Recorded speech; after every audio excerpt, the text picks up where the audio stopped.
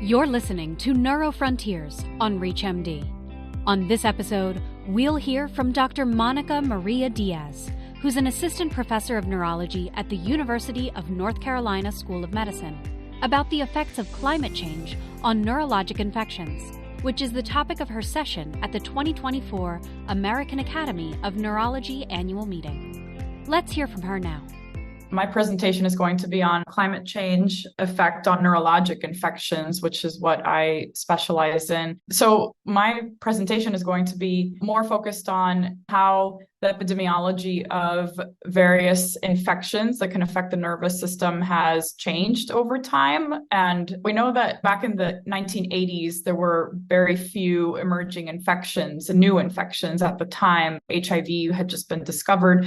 And there are these epidemiologic maps that have shown how over time there have just been an exponential increase in new infections that have been documented. I think a lot of this, and this has been shown in many studies, is due to human population density increasing. So the more population dense urban areas are, the more likely several infections can be transmitted between humans. And then also with expansion of a lot of urban areas, especially with population growth, humans are now living in areas that were not populated before. So they're coming into contact with different animal reservoirs for infections that humans weren't previously exposed to. So that's another reason that these infections have been increasing over time. But then more related to climate health, with increase in temperatures, a lot of these infections that are carried by various insects, like tick-borne illnesses, for example. So Lyme disease used to just be concentrated in the Northeast, and the tick that carries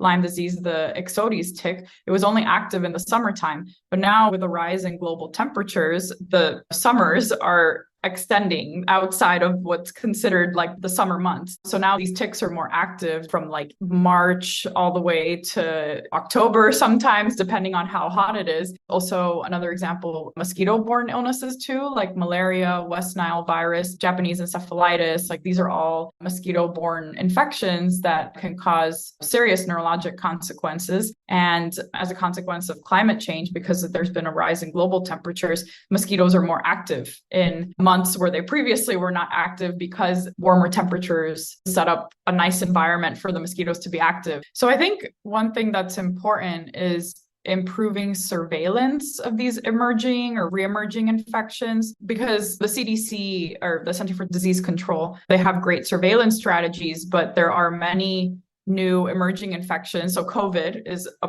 perfect example. There are new emerging infections that maybe we're not as aware of. So I think improving surveillance strategies of these different new infections is important. So that's something that I think neurologists and epidemiologists and public health specialists could definitely help with. And then the other thing that I think is important too, and of course we saw this during COVID, is that neurologists and physicians in general can advocate for better vaccination programs to reduce the risk of new emerging infections, and then promoting vaccination amongst their patient population. So I think specific to neuroinfectious diseases, those are two things that I think neurologists could get involved in. And of course, just talking about climate change in general, there's a lot of like personal things that of course people can do to reduce their carbon footprint. But also I think something that's important is advocating for better public policies to mitigate the effects of climate change in general, especially like physicians who are seen as leaders in society for making change. I think physicians especially play an important role in advocating for different public policies to be passed to reduce the effects of climate change.